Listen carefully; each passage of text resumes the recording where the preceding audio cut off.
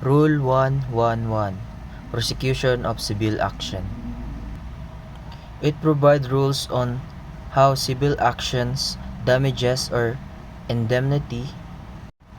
Rule 111, Prosecution of Civil Action. It provides rules on civil actions, damages, or indemnity are filed alongside or separately from criminal actions. It explains when the civil action is deemed instituted with a criminal case or when it can be reserved or waived. Rule 112, Preliminary Investigation in relation to DOJ Circular 015 and 020.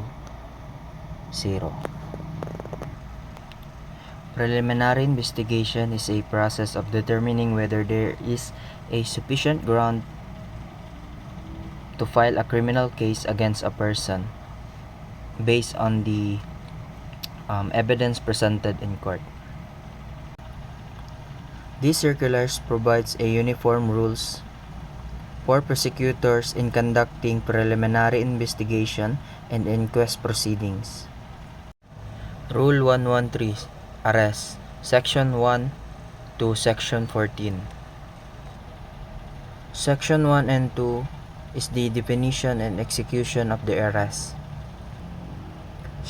Section 3 to 7 is the issuance of warrant and who issues and how served. Section 8 to 12 is the arrest without warrant or in flagrante delicto. Section 13 to 14 is the right of the person arrested and the duties of arresting officers.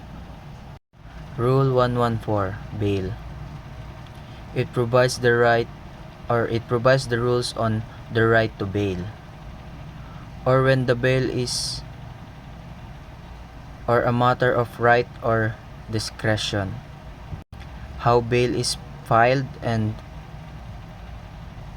forms of bail like cash, surety, or property. Rule 126, Search and Seizure. It governs the issuance of enforcement of search warrant and seizure of the property. It ensures the constitutional rights of a person or protection of the constitutional rights against unreasonable searches and seizures, requiring probable cause personally determined by a judge.